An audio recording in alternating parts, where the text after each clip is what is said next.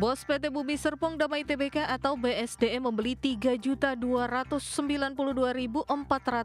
alias 3,29 juta saham perusahaan. Wakil Presiden Direktur BSDE Michael Wijaya menambah kepemilikannya di saham BSDE. Kinerja PT Semen Indonesia Tbk tertekan di semester pertama tahun ini. Pendapatan dan laba bersih perseroan turun tajam seiring lesunya permintaan semen domestik.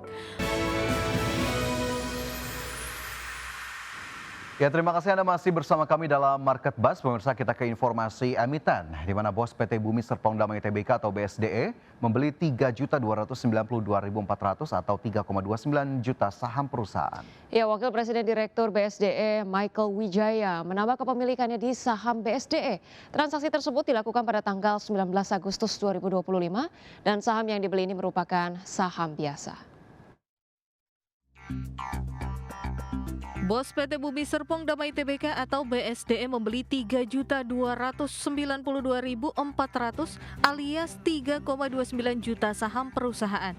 Wakil Presiden Direktur BSDE Michael Wijaya menambah kepemilikannya di saham BSDE. Transaksi tersebut dilakukan pada tanggal 19 Agustus 2025 dan saham yang dibeli ini merupakan saham biasa. Melansir keterbukaan informasi tanggal 26 Agustus 2025, Michael melakukan pembelian dengan harga rata-rata Rp911,19 per saham. Artinya, total transaksi Michael sekitar Rp3 miliar. Sebelum transaksi, Michael memiliki 9.830.700 atau 9,83 juta saham BSDE yang setara dengan 0,04% dari total saham perusahaan. Setelah transaksi, kepemilikannya menjadi 13.123.100 alias 13,12 juta saham yang setara dengan 0,06% dari total saham perusahaan. Berbagai sumber IDX Channel. Ya, pemirsa, kinerja PT Semen Indonesia Tbk atau SMGR tertekan di semester pertama tahun ini. Ya, pendapatan dan laba bersih perseroan turun tajam seiring lesunya permintaan semen domestik. Kinerja PT Semen Indonesia Tbk tertekan di semester pertama tahun ini. Pendapatan dan laba bersih perseroan turun tajam seiring lesunya permintaan semen domestik.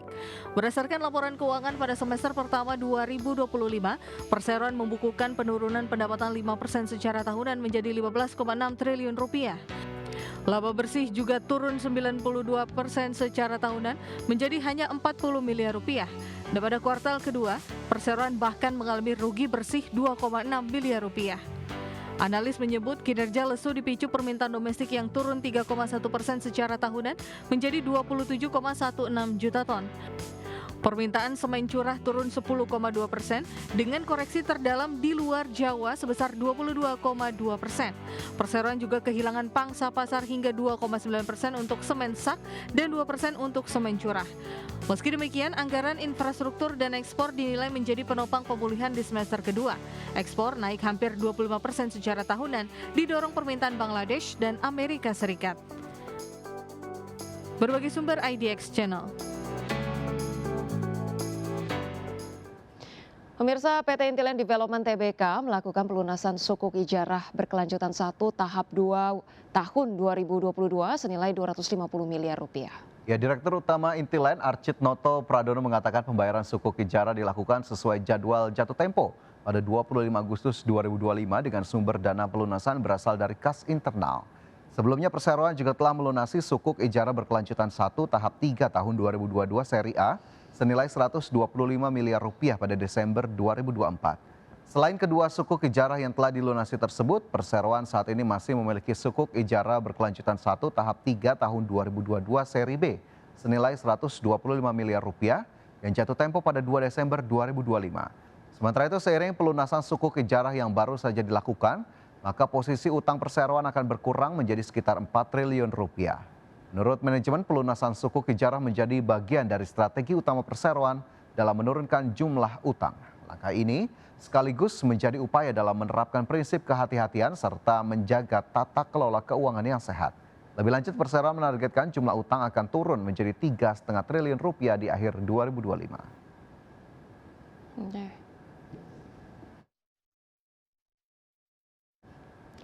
Pemirsa, PT Enseval Putra Mega Trading Tbk dengan kode saham EPMT melakukan peningkatan modal ditempatkan dan modal disetor kepada entitas usaha yakni PT Livzon Pharma Indonesia. Sekretaris Perusahaan Enseval Putra Mega Trading Sugianto menjelaskan PT Livzon Pharma Indonesia merupakan perusahaan yang sahamnya dimiliki EMPT melalui PT Global Camindo Mega Trading. PT Enseval Putra Mega Trading Tbk dengan kode saham EPMT melakukan peningkatan modal ditempatkan dan modal disetor kepada entitas usaha yakni PT Livzon Pharma Indonesia. Sekretaris Perusahaan Enseval Putra Mega Trading Sugianto menjelaskan, PT Livzon Pharma Indonesia merupakan perusahaan yang sahamnya dimiliki perusahaan melalui PT Global Camindo Mega Trading. Secara langsung PT Global Camindo Mega Trading memiliki 63.304 saham di Livzon dan sisanya dimiliki oleh PT Lian SGP Holding Pte Ltd sebanyak 261 hingga 218 saham dengan masing-masing saham bernilai nominal Rp1 juta. Dengan demikian total nilai nominal saham seluruhnya mencapai Rp326,52 miliar. Perseroan dan Lian SGP Holding sepakat untuk meningkatkan modal dasar menjadi Rp653,04 miliar. Sehingga setelah adanya peningkatan modal, komposisi kepemilikan saham Global Camindo Mega Trading meningkat menjadi 130.608 saham dengan nominal Rp130,6 miliar. Sementara kepemilikan saham Lian SGP Holding menjadi 522.432 saham senilai Rp522,43 miliar.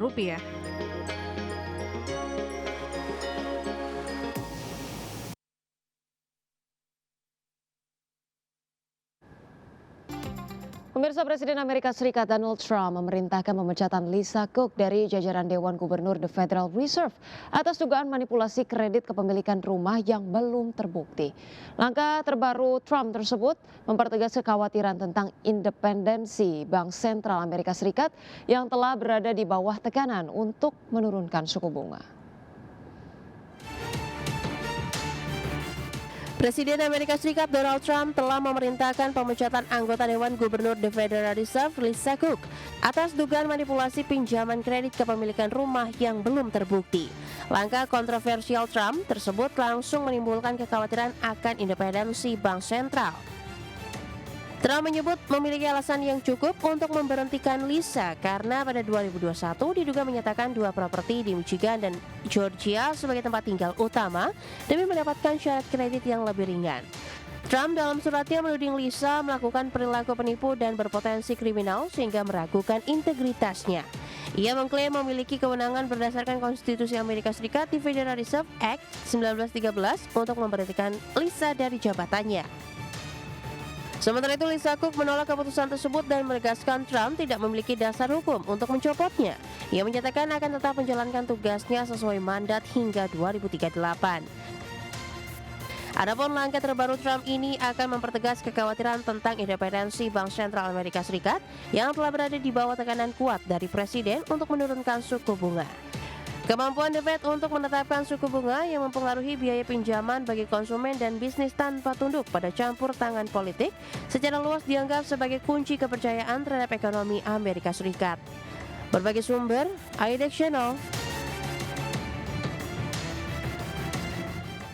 Pemirsa, harga emas melejit ke level tertinggi dalam lebih dari 2 pekan pada perdagangan Selasa seiring meningkatnya permintaan aset safe haven setelah Presiden Donald Trump ini memecat salah satu anggota Dewan Gubernur The Fed yang memicu kekhawatiran atas independensi Bank Sentral.